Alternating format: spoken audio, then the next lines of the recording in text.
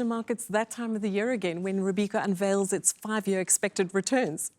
Indeed, indeed. And we are very pleased and proud that we are able to present the 5-year outlook again here in Rotterdam and also stream it live to a global audience. This is the 12th edition of this report, and I believe it's one of your most respected publications. Yes, indeed. And, clients, we know that they are looking for inspiration and guidance, in particular in these uncertain times. And, that's exactly what we like. We like to help our clients in making their best, let's say, decisions they can make for the money that's entrusted to them. Mm-hmm. You've entitled this year's report The Age of Confusion. It sounds rather ominous, but do you feel that this is the mood of the times? It certainly is. Our message is clearly that we are living in extremely uncertain times, right? It's inflation, it's war, it's monetary tightening, it's thinking about the future of the planet. So that leads to quite a sense of disorientation for many people, and I think we all feel it around us. And I think navigating these uncertain times, that really requires discipline and rigor. And in terms of discipline, I think it's all about discipline in your research, discipline in the way you do your investments, discipline in innovation, and also discipline in the way you work with your clients in order to create solutions. So you refer to using these frameworks and remaining disciplined with that, but surely it's still almost emotionally tough for your clients. These are major secular upheavals, tough for investors. It is indeed. And I think therefore research is really such an important element in everything you do.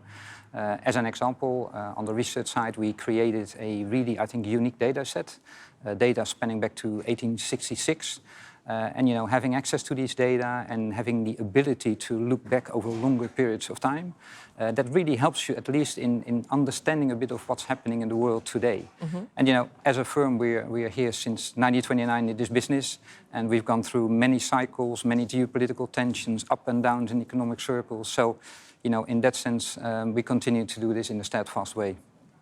You've described the perspective from Robeco, the company perspective. What about your own perspective? You yourself are very experienced, have seen many different kinds of cycles and markets. Yes, indeed. I'm in this business now for, I think, 35 years or so, and being both on equity, both on fixed income, and, being there in 94 when the big bear market in bonds was, 97 Asian debt crisis, dot-com crisis in 2000, global financial crisis 2008. And so many shocks, boom, bust cycles, etc. But for me, the important thing is to learn that there as well discipline in what you do. That's crucial, so not be led by the noise of the day. And second of all, I think you also learn that markets are very resilient, much more than probably you sometimes think. So, yeah. Well, it's time to go live. Let's go into the studio. All right, thank you.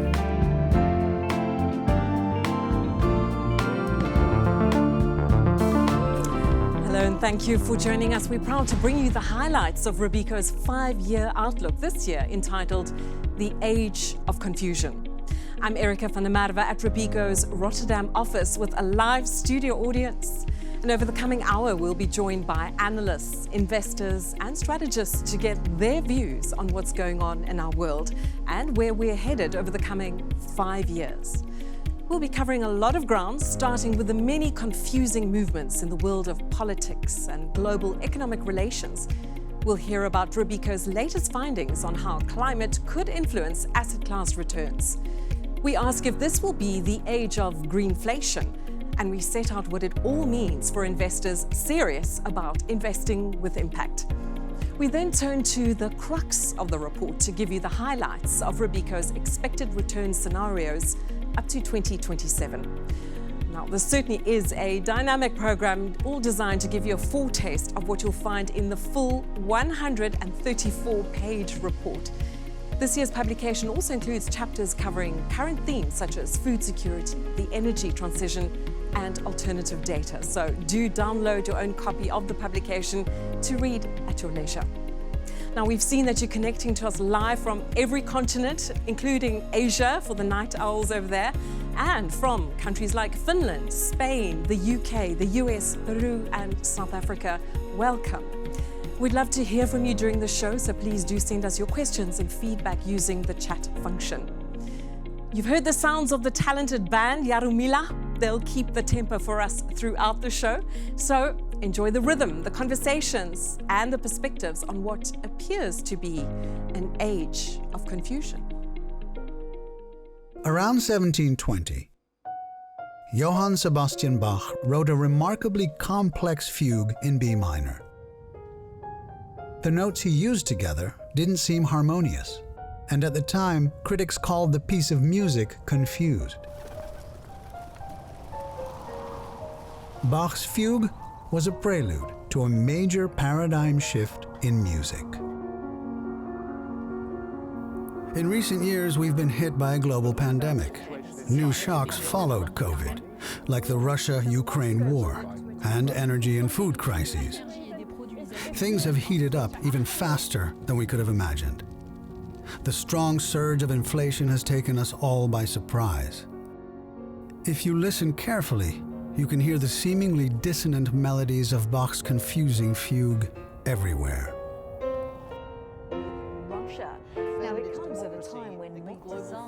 This multitude of shocks is also confusing the financial world. US inflation hasn't been this high, nor China's economic growth this low in 40 years. Globalization seems to be doing a U-turn. We've dealt with big changes in the financial markets many times in the past, but this time around, the music seems to be more chaotic than ever. Are we on the eve of major global shifts? Is all this heralding the end of the Great Moderation? In this age of confusion, things are changing rapidly, unexpectedly. But if we listen carefully, can we also hear new opportunities? Can we find order in the chaos and be inspired? While the financial world is rocked fundamentally, Robeco is looking ahead. With curiosity, we listen to the music around us. With caution, we analyze these new sounds. With confidence, we create a roadmap towards the future. This is the time, this is the place, this is the world we live in. Ladies and gentlemen, join us on this exciting ride.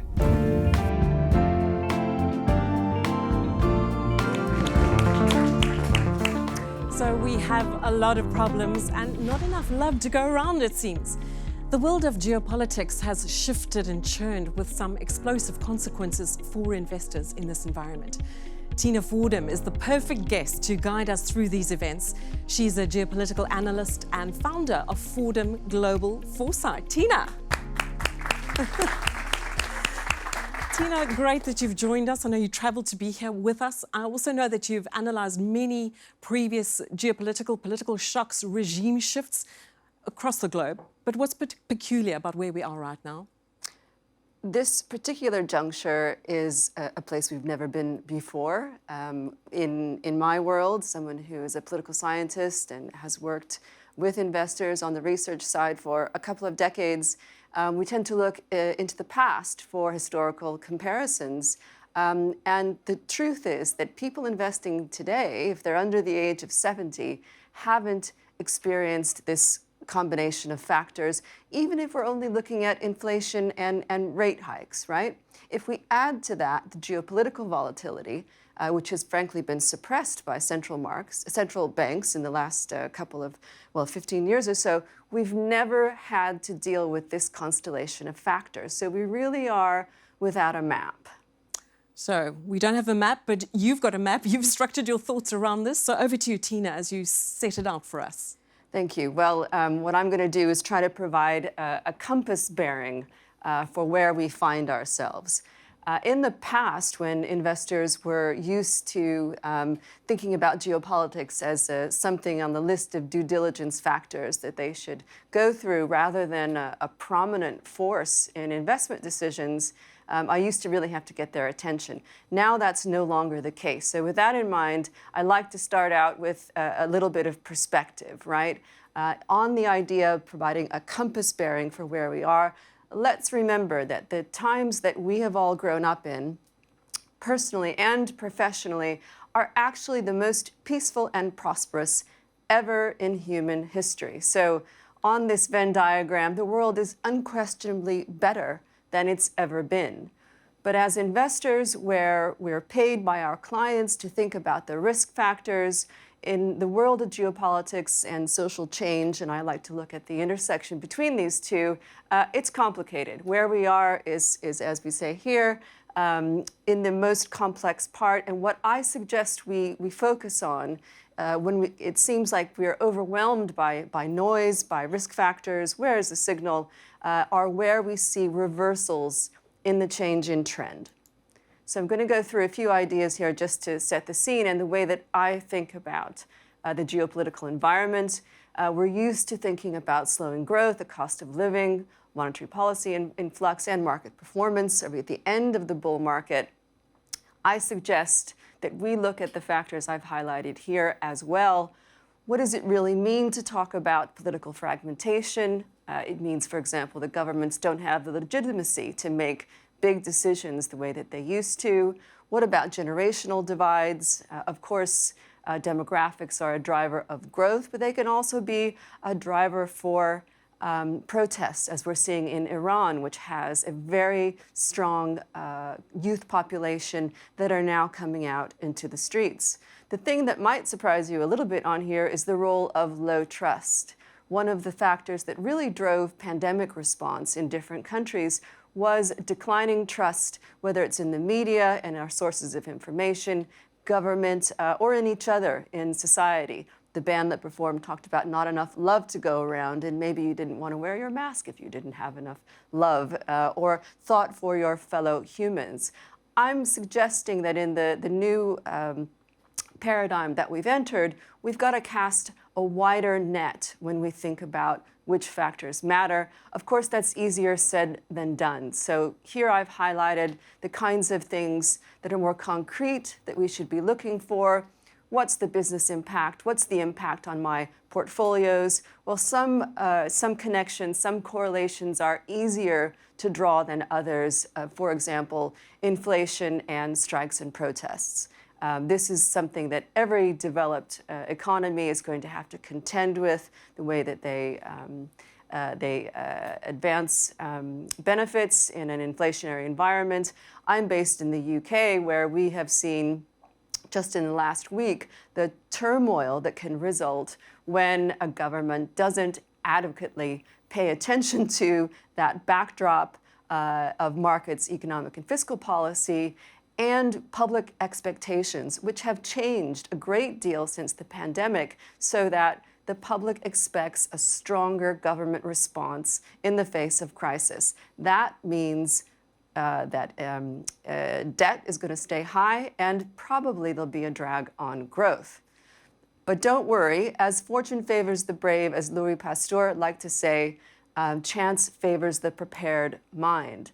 I am a believer in the idea that volatility can mean opportunity, but what we can't afford to do is relegate our thinking about social and political factors because we can't model them very easily into things that we put to one side.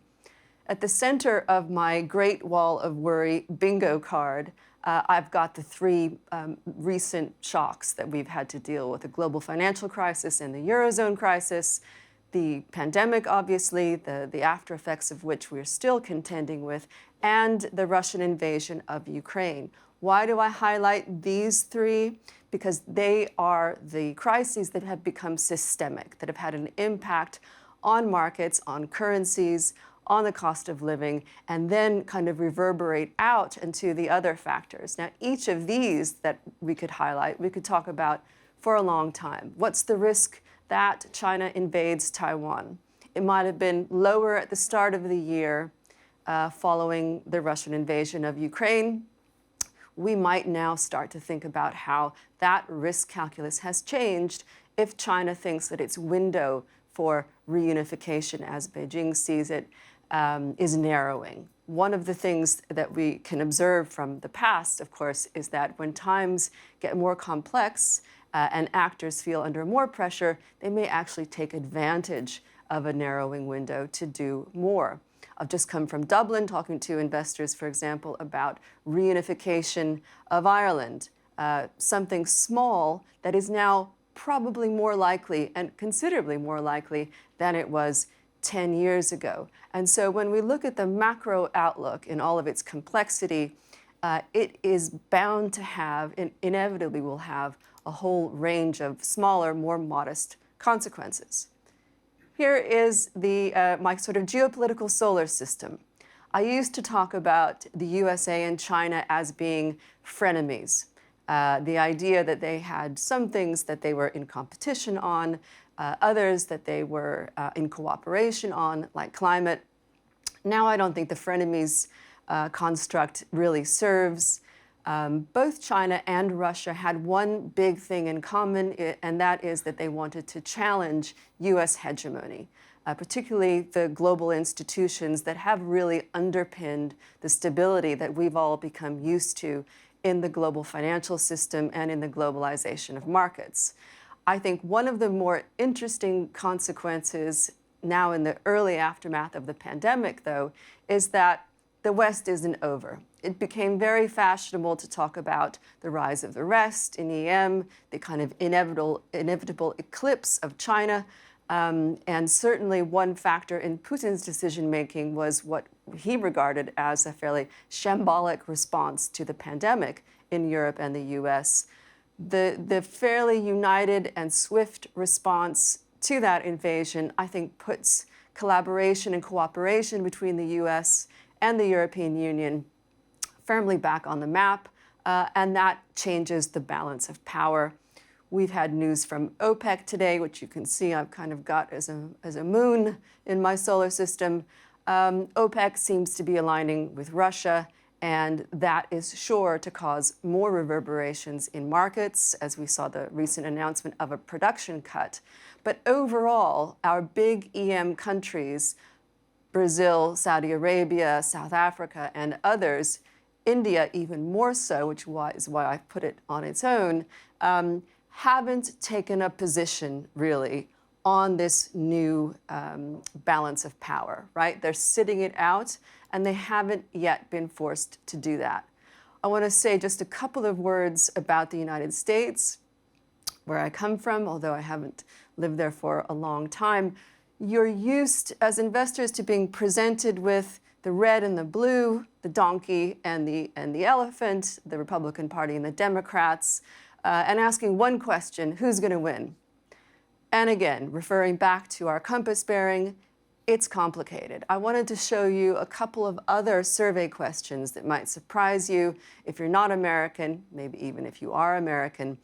Fully 70% of Americans think the country is going in the wrong direction. Now, that is normally a massive alarm bell when it comes to US public opinion. And as you can also see, a very considerable percentage of Americans think the country is headed for a civil war. That, I suggest, is of huge significance. Now, I'm not predicting that that's what's going to happen, but whether it's the midterms in November or 2024, we shouldn't expect the path of US elections to take the sort of predictable course that we've become used to. Because the fact is that the US always used to define itself as an exceptional country. I'm suggesting perhaps some aspects of that exceptionalism are negative. And I'll give you one example. That is the first time in the history of the world that United States population's life expectancy has gone in the wrong direction.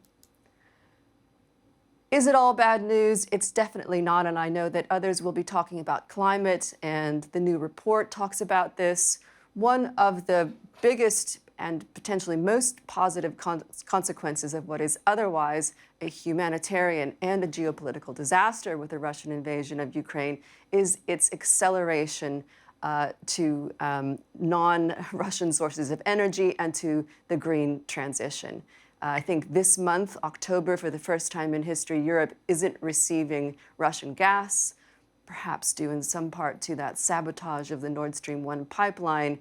But sometimes it does take a crisis to accelerate positive trends as well, and that's one. I'm going to finish on this idea of where we go from here. I think as investors and given that the private sector has emerged from the pandemic crisis as being one of the most trusted actors, we can actually capitalize upon that public trust to lead the conversation and to lead the change. My own suggestion, and this is something that I'm developing in my research, is that we all need to invest in our own PQ, right? You know what IQ is. Obviously, it's your intelligence. In management, we talk about EQ. We need to develop our political quotient. And as we have benefited from growing up in such peaceful and prosperous times, we need to attune our antenna a bit more sharply so that we are better able to anticipate developments that might not be recognizable to us from our personal experience. Thank you.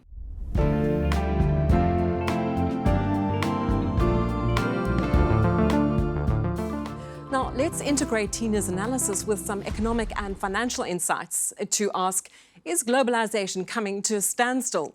Peter van der Welle is a strategist in the Robeco multi-assets team. He's also one of the lead authors of the 5-year Outlook report. Peter is also the author of a special chapter in this year's edition entitled The Emerging Trade-off in Global Trade. Peter, thanks for joining us and for being here.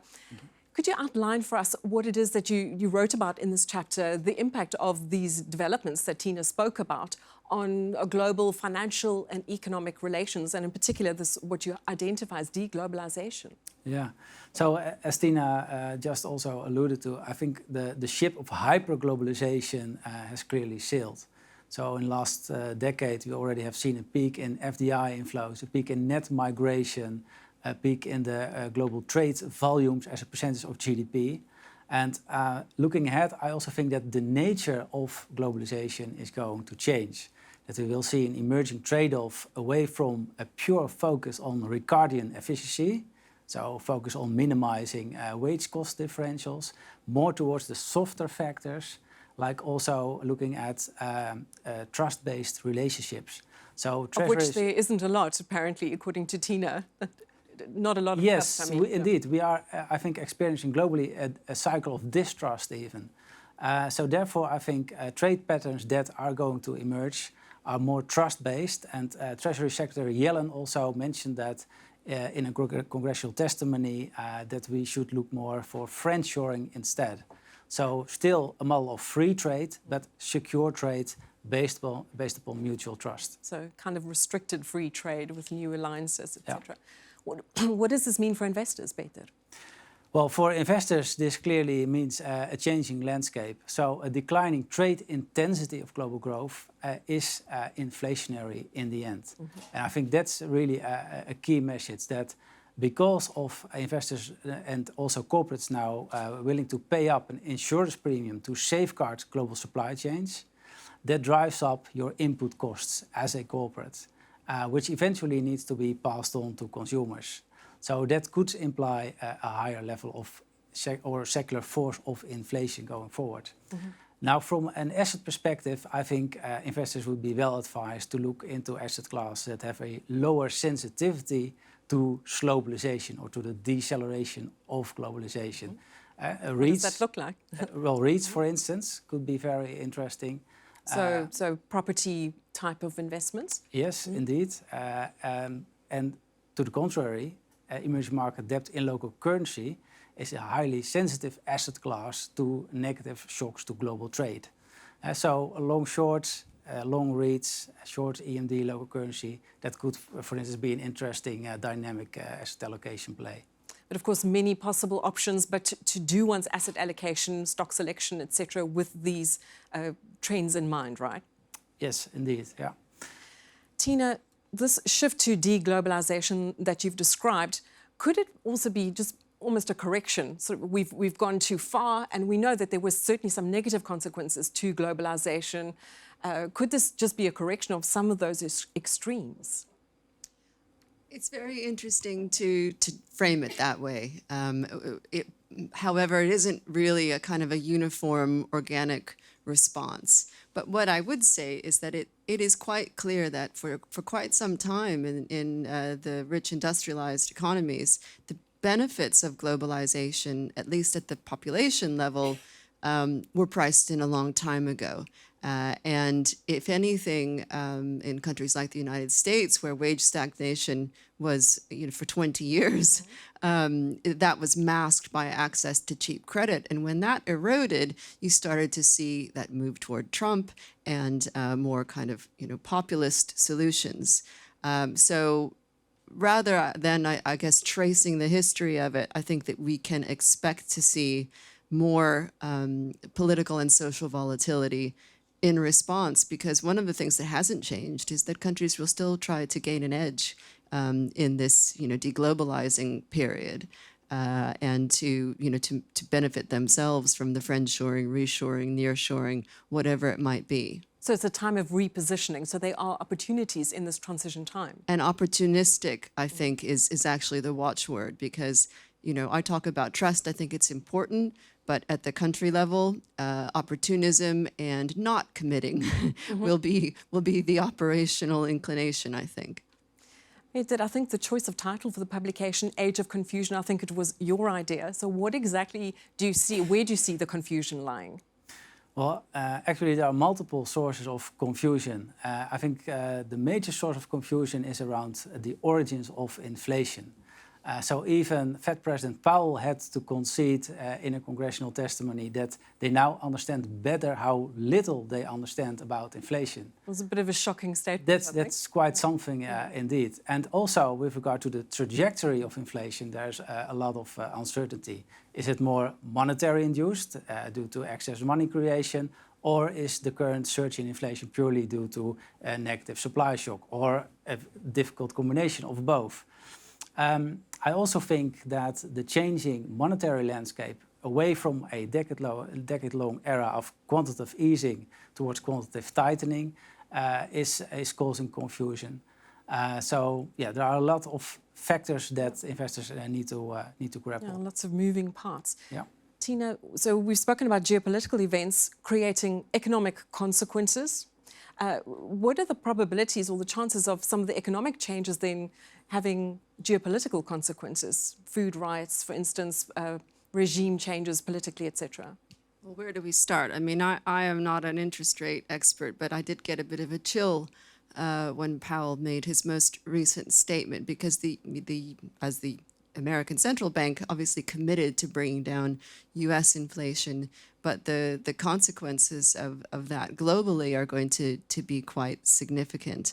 And I think that, again, referring to the turmoil recently in the UK, politicians kind of, not speaking about the U.S. Central Bank here, but politicians, elected officials' lack of sophistication about this more complex economic and market backdrop creates problems too. They're not used to, to telegraphing remarks the way that a U.S. Fed chairman is. And I think investors have become quite complacent, actually, and that speaks to some of the other themes in the report, but also another one that I highlighted on the PQ slide, and that's cognitive biases, this idea of expecting the recent past and extrapolating those patterns into the future is a big mistake, and historical data can only help us recognize things that have already happened. So talking about the complacency that you called it, what else could go wrong? Now, I know when you showed the slides, there was a big universe of possibilities of things that could go wrong, but we tend to focus in the moment. It's Russia, it's Ukraine, it's energy, etc., Taiwan. What else could go wrong that's in our peripheral vision? Well, I mean, I hate to bring down the mood, but it was only a few days ago when Vladimir Putin made probably the most chilling remarks of any official about Russia's willingness to consider the use of nuclear weapons, and also breaking a taboo by talking about the U.S. use of the atomic bomb in Nagasaki and Hiroshima. Even in the Cuban Missile Crisis, which was the closest the world has ever come to that kind of confrontation, when you look back now at those declassified tapes and the memos, reason prevailed on both sides. Even Brezhnev was a Soviet leader who had served in the army. We now have a great deal of loose talk and a huge departure from what's referred to as the nuclear grammar. Now, I'm not suggesting that this is moved to anything like a base case scenario, but we also tend to be quite binary in the way that we think about it. Will he, won't he? He wouldn't, would he? There are many possibilities in between, so-called sub-threshold events, and we need to think about those. And I mean unconventional attack, perhaps on smaller targets, and think through what the US and NATO response would be and how they might impact Europe. Peter, given all of this, do investors need a new lens or a new framework with which to make their asset allocation and investment decisions? Yeah, given the complexity of the landscape, they also need to incorporate more softer factors. We in our publication also have developed a new lens based upon multiplicity, persistence and reflexivity. That maybe needs some explanation. Indeed. So multiplicity refers to the fact that we have been confronted by a multitude of shocks and they will also reverberate. And I think one element to highlight is that inflation has proven anything but transient. And what a surprise. We were warned at length that it would be, right? Yeah. Indeed. But I think also the aftermath of that inflation shock could create second round effects. So reflexivity, the response of consumers and producers to this inflation shock needs also to be factored in by investors. So don't expect a smooth mean reversion towards the steady state variables, towards long run averages, also with regard to inflation. Well, take it a bit further. What exactly should investors expect in this new world with which they work with the new framework? Well, to mention one element, if you look at consumption volatility in the US, that really has jumped. And I think this could be a structural level shift. But that also requires a higher risk premia, higher equity risk premia, which are basically a function of that underlying consumption volatility. So higher equity risk premia, but also maybe higher liquidity premia, given the transition or intended transition from quantitative easing to quantitative tightening. Peter, Tina, thank you so much. Both of them will join us again later in the show. We ran some polls on Robeco's social media channels over the past few days, just to gauge some sentiment. One of these was to get an idea of what's keeping investors awake at night. And as you can see, it seems the biggest concern, as probably expected, is the Russia-Ukraine war, followed very closely by worries about the energy crisis worsening.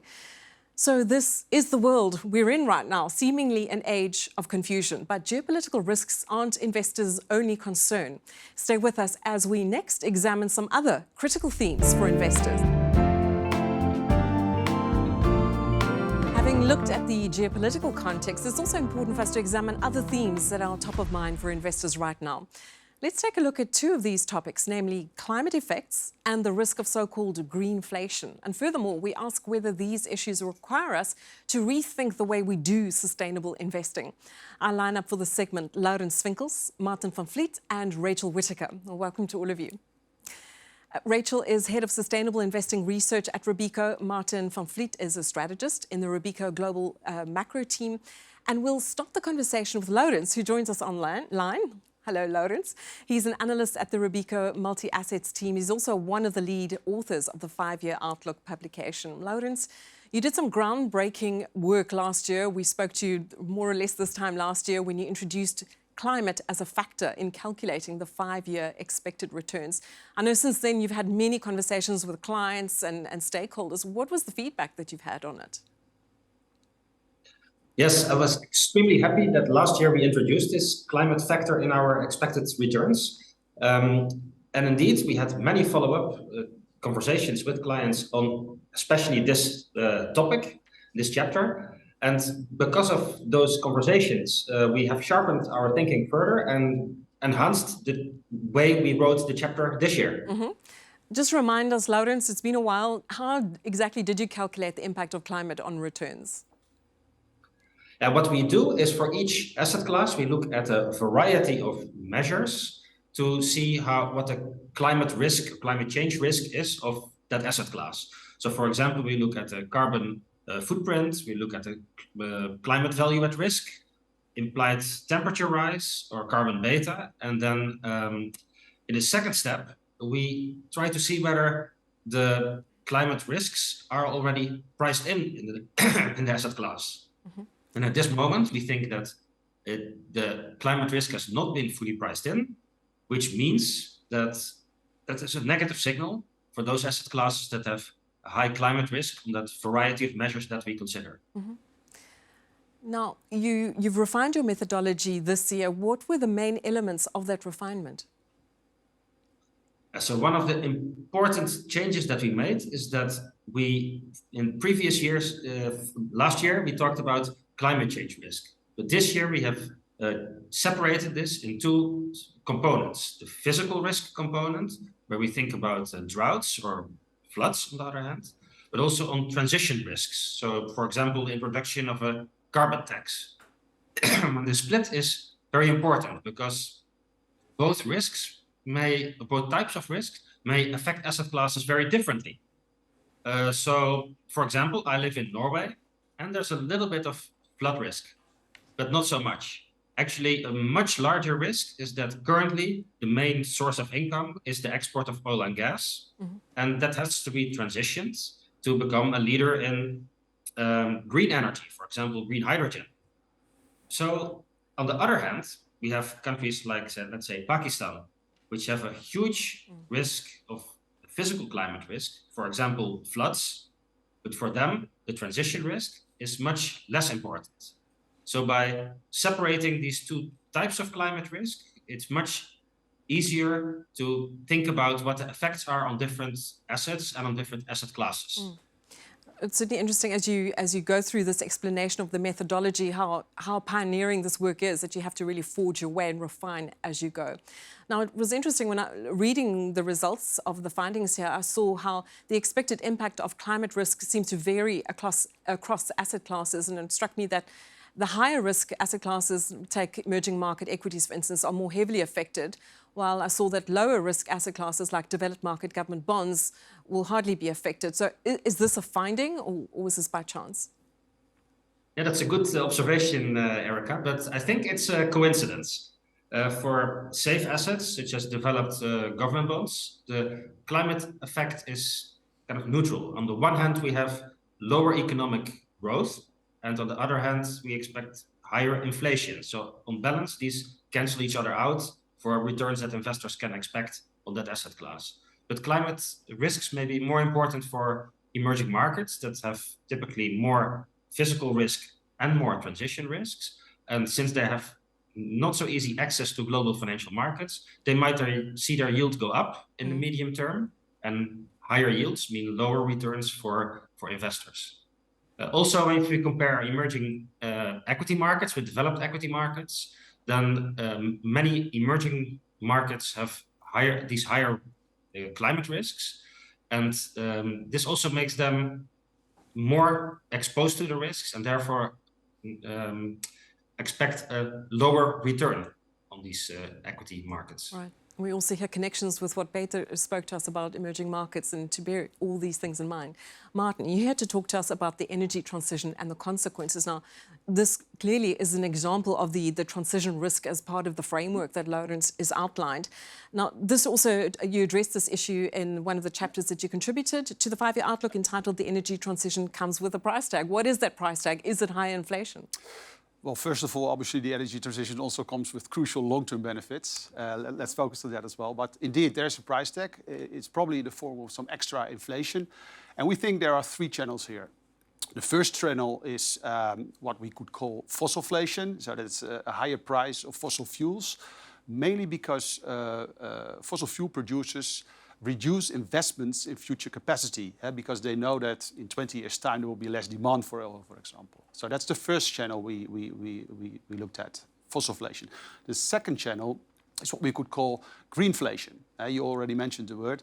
And we think about that in terms of the increased price of inputs for green technologies, like lithium, for example, which is used in batteries of electric vehicles.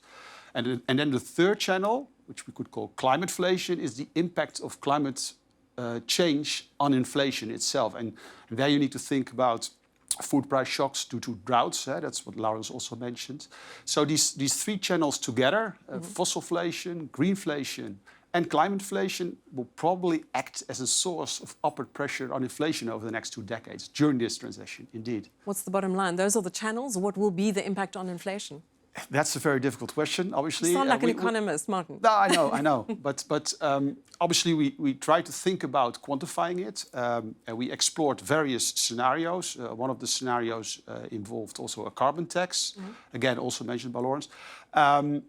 We also consulted several studies which have tried to produce with econometric estimates. Yeah. Bottom line is some of them suggested that could be an extra inflation of around 0.5 percentage point per year. And these estimates sort of make sense to us. So put that into perspective for us. So because of the energy transition, we're not talking about anything else. So in isolation, the energy transition adds that much to inflation. That's going to compound over time. So what can we expect, bottom line? Yeah, if you compound it, it sounds a lot more than what I just said. But you also need to be aware that I'm talking about 0.5 percentage point of extra inflation. That doesn't sound a whole lot given today's inflation numbers. But you need to be aware that the weight of energy prices in the consumer price index is 10%. So that implies an increase in consumer energy prices of 5% per year.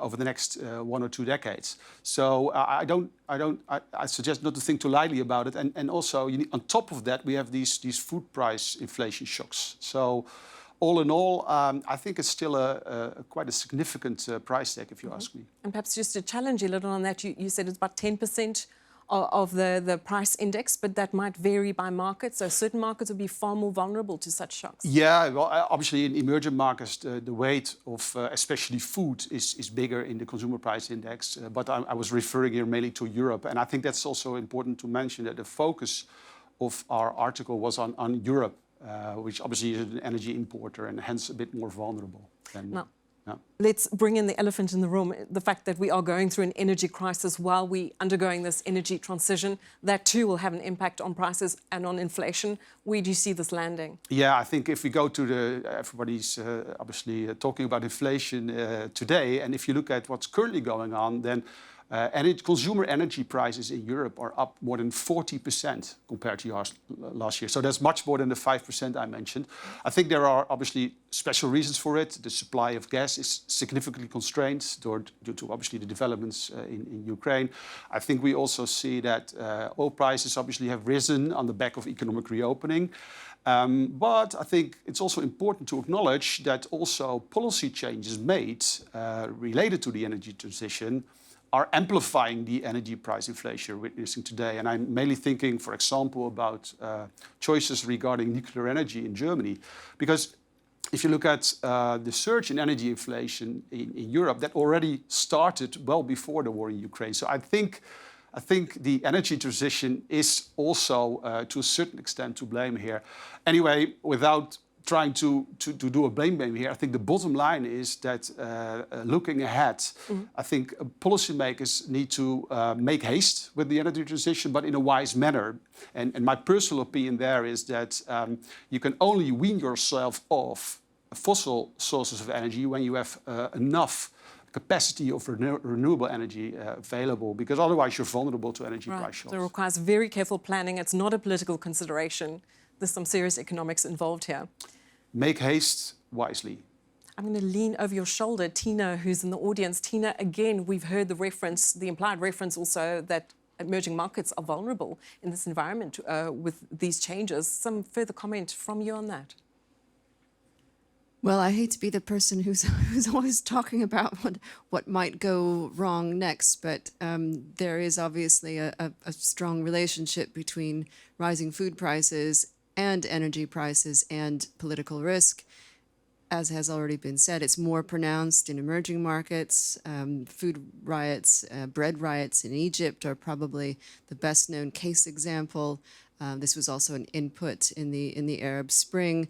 I would argue that where we might see rising food prices and petrol prices coming into contact with already dissatisfied populations, right, already unhappy about their leadership, plus a catalyst, that's the anatomy of a crisis to look for. The discussion so far shows just how complex the world has become for investors. Let's look now at what it all means for sustainable investing. Rachel, Robeco has been investing sustainably for, I think it's over 25 years, 26, nearly 30 years. And I'd imagine so much has changed over that period. We've heard just about more recent developments, climate, the energy transition. So do these new developments require us to change our framework and think differently about how we do it? I think the growing awareness and understanding of environmental topics like climate change and also biodiversity and other environmental issues is changing the way all investors need to think about investing. It's become very clear that topics like climate change are no longer solely in the domain of sustainable investors. And as sustainable investors, we think about double materiality. We think about the impact that our investments have on the world, but also the impact that the world has on our investments. And that latter point, that financial materiality, is what requires us to think about what a changing world, a changing environment and society is going to mean for the companies that we invest in. And it's critical that we factor that, as Lawrence has done, into our risk and return expectations and into our investment decision making. So by implication, you're saying that this is for everybody. It's not just for sustainable investors. We all have to, it has an impact. Absolutely. Regardless of your feelings about sustainability and personal sustainability values, there is very clear evidence that climate change is going to affect all industries. It's going to affect all of our investments. So we all need to think about this. This is not just about your own impact on the world, but we're all going to have to manage that impact on our portfolios. Rachel, what about the others? What about those with a very clear, explicit, sustainable investing objective? And I ask this because what framework would you recommend, given that if we just take this year, if we look at global sustainable equity indices, for instance, these have underperformed the general market. So I would imagine that sustainable investors get jittery. Well, this is where I think we're at a really interesting kind of pivot point in the development of sustainable investing, because not only is the financial materiality of environmental issues now widely acknowledged, but also markets and regulators are starting to realize that actually investors have goals that go beyond financial returns. Many investors have impact goals as well. And those impact goals, they want to be reflected in their portfolios. So today, there is a very wide range of sustainable investment products in the market. You can find them across all asset classes, across all styles of investing. And so we can't think about them as one homogeneous group of investments that always outperform or underperform at the same time. They're diverse both financially and also diverse in terms of their impact goals. Some will aim to drive real world change, while some will be happy to simply avoid investments that do harm. So I think we need to do two things. And I think one is that we need to better understand the risk and return characteristics of the different sustainable investment options. Now, we do that all the time with traditional investments. We know the different characteristics of equity versus debt, or growth versus value investing. So we're used to doing that, and we don't question why you have different characteristics from other types of investments. Instead, we try to understand them and try to figure out how to combine them in an optimal way to meet investor needs. So the thing that we need to do is then factor sustainability values into our asset allocation as another factor alongside traditional factors like time horizon and liquidity needs and risk tolerance, and use that as a way of designing portfolios to meet investor needs, whether they are financial or whether they are sustainability driven.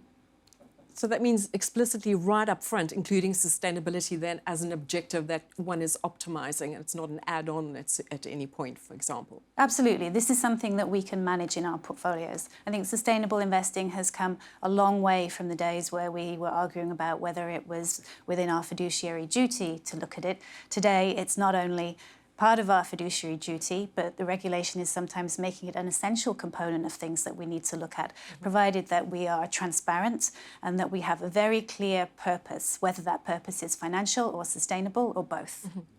So Martin, your perspective is more sort of global macro perspective, and what's implied and what you concluded was that investors should expect inflation to be more volatile, interest rates and the central bank policy to be more volatile.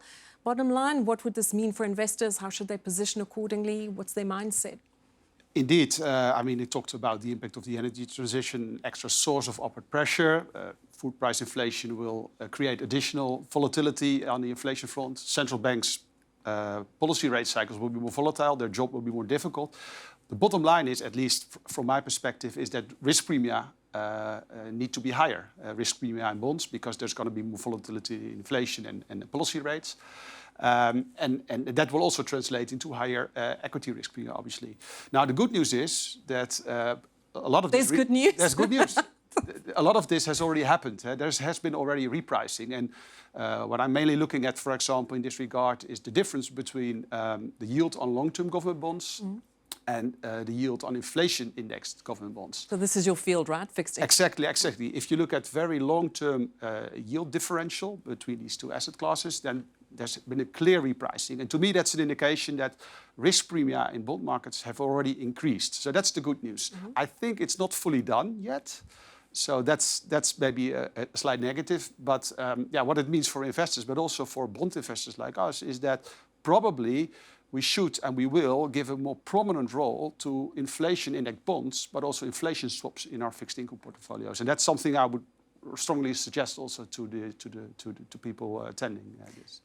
And so if it's not all fully priced in yet, it also means that you can be quite tactical in the run-up to that process as markets adjust? Well, I think these are longer-term trends, right? We talk here about not the impact of the energy transition on inflation next year. This is something that will stretch out over the next decade. So I think I'm talking mainly about long-term implications here and not about what they should do over the next 6 months. Right, No. and it's certainly not investment advice. Laurens, let's bring it all back full circle to your climate research and the implications for medium-term returns. What would be the best way that investors can go about building and adjusting their portfolios to hedge themselves against this risk that you've described, climate risk?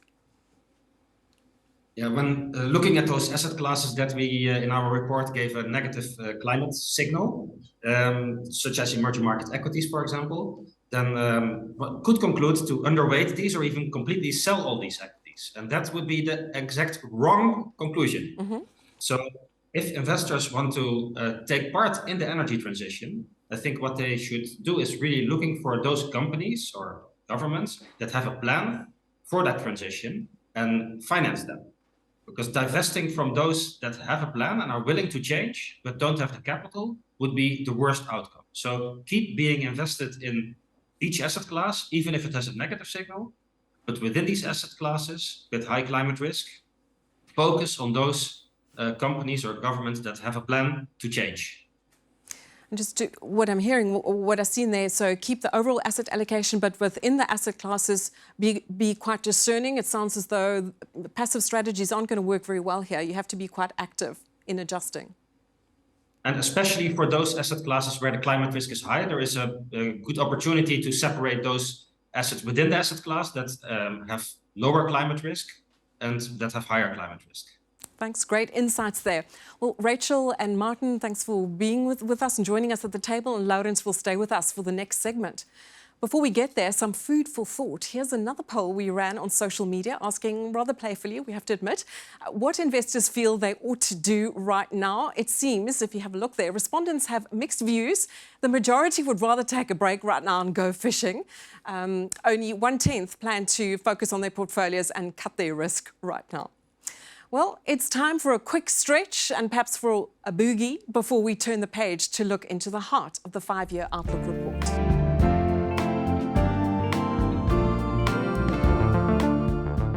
Well, in this time of confusion, we all want to know what will happen to our portfolios, and this is the reason why you joined us today, to hear about Robeco's asset class returns expectations. Here's a visual summary of the expected returns from the major asset classes depicted in both euro and dollar. It's a classic example of a picture telling you 1,000 words, reflecting many hours' research from the teams. For the methodology and detail, please download the full report and read at your leisure. It's all there. Our aim with this session is to hear the highlights directly from the experts who crunched the numbers, and that would be Laurens Vinkels and Peter van der Welle, whom you've met. Now, before I sit down to talk with Peter and Laurens, we'll have a change of tempo And a bit of a surprise, Peter and Lawrence agreed that we could do a quiz with them as a way to speak to them about the findings of their research. And it means I'll have exactly 60 seconds to answer each question that I'll put to them. That's a pretty tough ask for a researcher. They are well known for spending ages to tell you what they've found and what they worked on. But I believe they're up to the challenge, and I believe we have a clock to get the timer. So let's go. Peter. Peter will deal with the first question. Right. Peter, true or false? Central banks across the globe are tightening policy aggressively, but this will not be enough to stop high inflation becoming entrenched. False. We actually think that the bar to see inflation becoming entrenched is pretty high. So the current tightening we have already seen will likely trigger a hard landing, thereby creating a recession. And recessions typically are very much disinflationary. And also, looking at consumer surveys, the actual experienced inflation, which is pretty high, is not translated into higher medium-term inflation expectations. So medium-term inflation expectations by consumers are still pretty well behaved. And also, we see a bunch of leading inflation indicators already rolling over. Look at year-on-year oil prices, broad money growth, freight costs, shipping costs.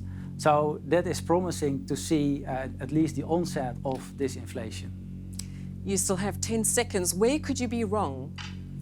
I think the second round effect. So I mentioned reflexivity. A wage price spiral could still be in the cards.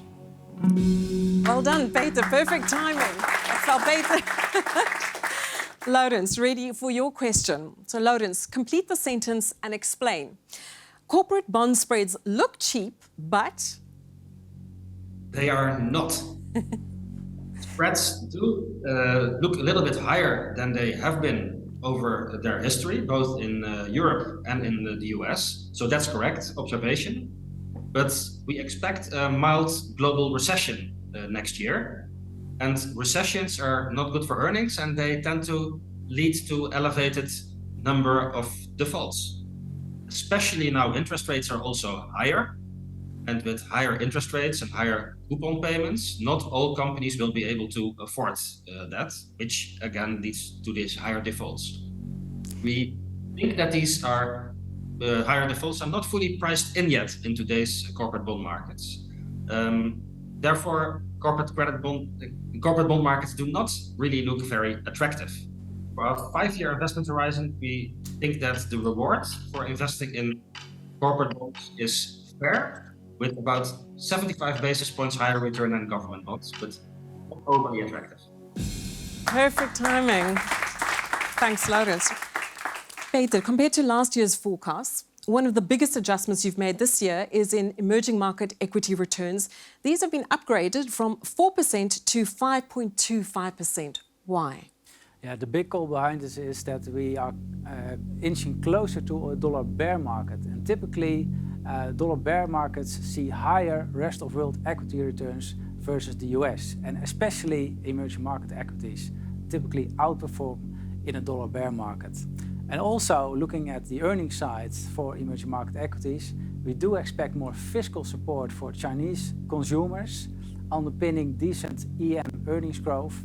Also, the green transition requires a lot of commodity demand, and that's also beneficial for emerging market equities. And I also would add that when you look at the valuation of emerging market equities versus DM counterparts, then we already have seen a lot of de-rating within EM versus DM. So the current valuation discount is looking particularly attractive to see EMs outperform versus their DM counterparts in the next 5 years. Perfect. Lawrence, the final question. This is the first time in 12 years that you're forecasting an equity risk premium that's lower than the long-term average. Why? Well, there's 3 important drivers that determine what our expectation is about the equity risk premium going forward in the next 5 years. And all 3 of them are currently flashing red. So the first one is valuation. And at this moment, we see that equity markets have become less expensive but they're still not cheap, especially US equity markets. The second one is the recession that I already talked about. So we expect a mild global recession, which will hurt corporate earnings, and that's also not good for equity investors, so not good for equity returns. And the third is the central banks. They are still in the process of increasing interest rates, and increasing bond yields are typically also not good for equity investors, because that makes bonds more attractive. All these three are in red light, and therefore we have a historically low equity premium. Perfect. Well done. You said researchers can't be succinct. Well, let's take a seat, Peter.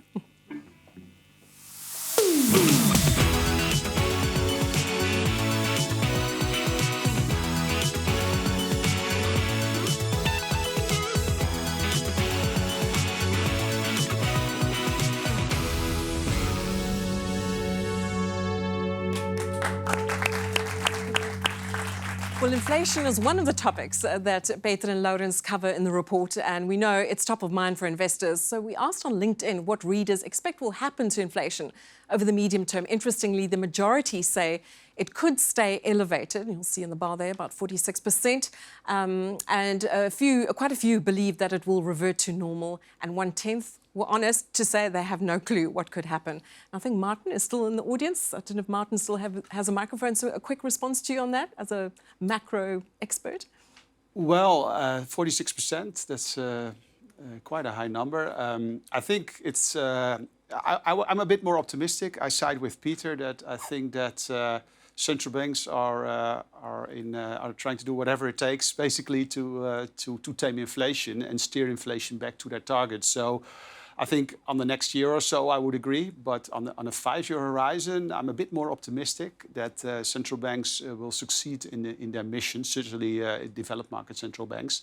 But I understand why 46% is concerned. I mean, we talked about the extra inflation and an energy transition can generate.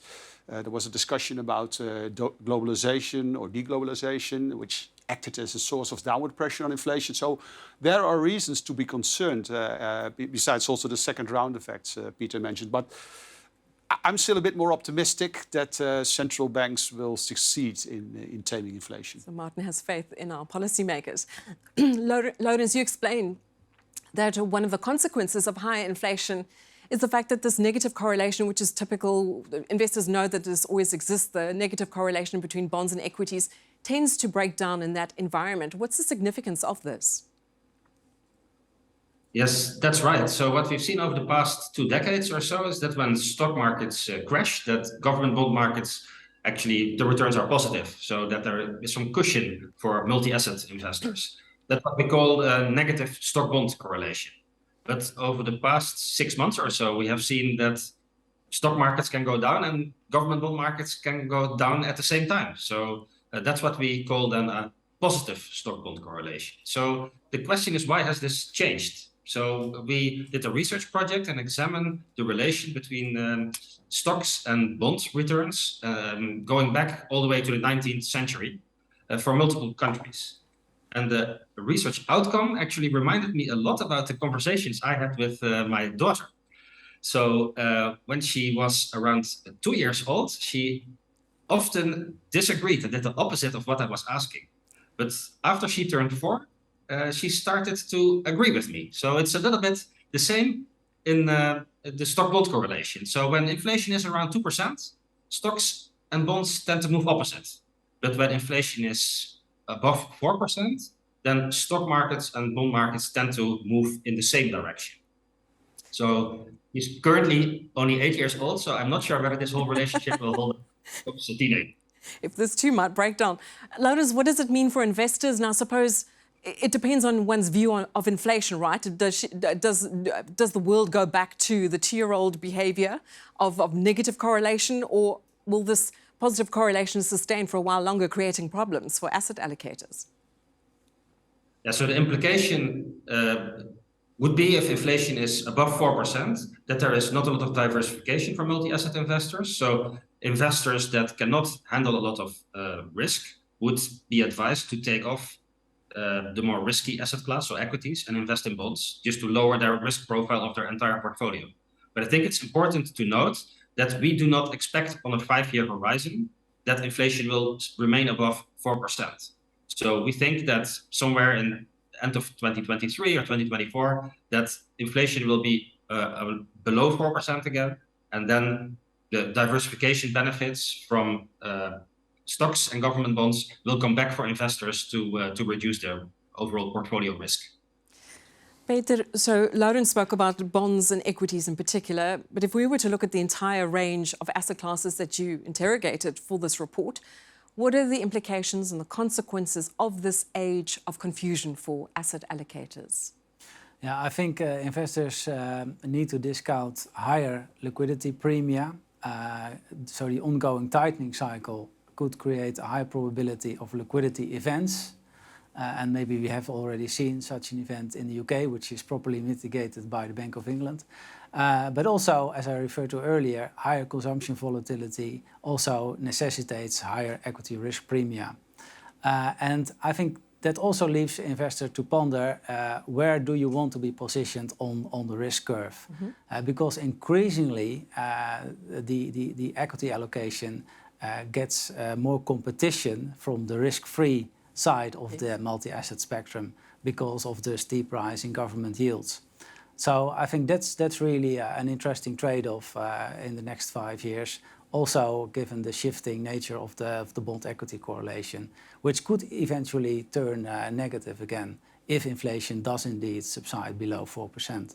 So with these ructions and shifts, could this challenge that typical comforting relationship that we've come to know, the 60-40 equity bond equity correlation? I think that there will be better times ahead for the 60-40 portfolio. The difficulty, of course, is the timing around that. One cue could be that typically you do see a peak in the bond equity correlation 1 quarter prior to the peak in the Fed tightening cycle or in the broader central bank tightening cycle. So once you have seen the peak in the policy rates, then typically you do see a decline in the bond equity correlation. So there will be better times ahead, and also this age of uncertainty, I think, creates a silver lining for skilled active investors. And yet it sounds as though cash is no longer trash. Even Ray Dalio last week had to concede that cash may not be longer trash, so he's now more neutral on cash. And indeed, the facts have changed very rapidly in favor of cash. And we have already been making that call that from a macro side, from a macro angle, cash is clearly more positive compared to previous years. Peter and Laurens, great contribution again this year. Thank you for all of your hard work and for sharing your insights with us.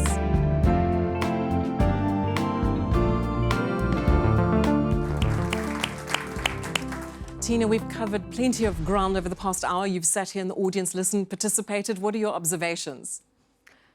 Well, if I were an investor observing all of this, I guess I would be a little bit overwhelmed. There is some great content, some great insights, but you can't help but be, affected by the sense that we are in almost this vortex of changing dynamics. And so I think it's important for us to take some perspective, which is what I tried to do when I started my presentation. Yes, it's a very complex environment. Yes, some of the factors that we're used to remaining quite stable are in flux. But in fact, I think the most important thing that we can all do as we're managing and assessing risk is actually to challenge our own biases and to think about how well they have or haven't served us in the past. And I think that relates back to the quote from Louis Pasteur about a prepared mind in this environment. Well, exactly, because in my 20-plus years advising institutional investors and CEOs, I've heard the same kinds of phrases over and over again, right? And among them is, the key one has been that people act in their rational economic self-interest. This is what you learn in Economics 101, by the way. And I think the events of this year alone should really force us to call that into question. Of course, that applies in the big macro questions. I talked about the risk of a nuclear unconventional conflict.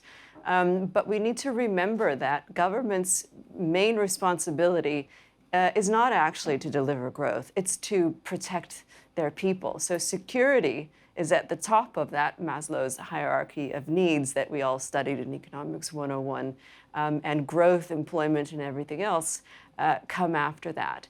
And one function of these times where we've become more relaxed, let's say, about autocrats and leaders that don't follow the rules of the game, that has come to bite us. So, there are many ways that we need to revisit the assumptions that we all got so comfortable with. And it comes back to also your reference to a lack of trust in this environment, and yet we so desperately need the trust, we need the protection that comes with it. Taking that further, new global alliances that you said, you left us a little up in the air. What do you expect? Where do you think some of these major players, influential players, will land? I think that urge to be opportunistic and tactical is going to stay with us for quite some time, right? The kind of post-World War II alliances, that still applies in the US-EU sense. But, here's another bit of insight from the investors that I talk to. I'm based here in Europe and talk to global investors mainly. Their number one concern about the United States is whether Trump is back for a second term. That always surprises Americans, by the way. And that links back to the alliances point, because for Europe, EU heads of state are more comfortable with the Biden presidency, but they're still looking over their shoulder, wondering how long it will last and whether, if not Trump, a Trumpist candidate will come back. And that kind of distance potentially between the G7 and the EU and Europe is something that can be exploited by other actors. Tina Fordham, so good to hear from you. Thanks for joining us from the UK. Well, thank you also to Robeco's clients and friends for being part of the session. We loved being able to stream to live to, amongst others, Argentina, Canada, Ireland, and France.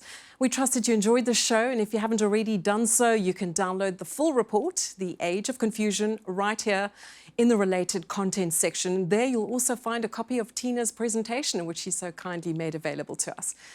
If you've sent in a question over the past hour, we'll be sure to reply to you as soon as possible. And finally, we'd be grateful if you could take a few minutes to give us your feedback by completing the short survey at the end. From the entire team here in Rotterdam, from the live audience, it's goodbye.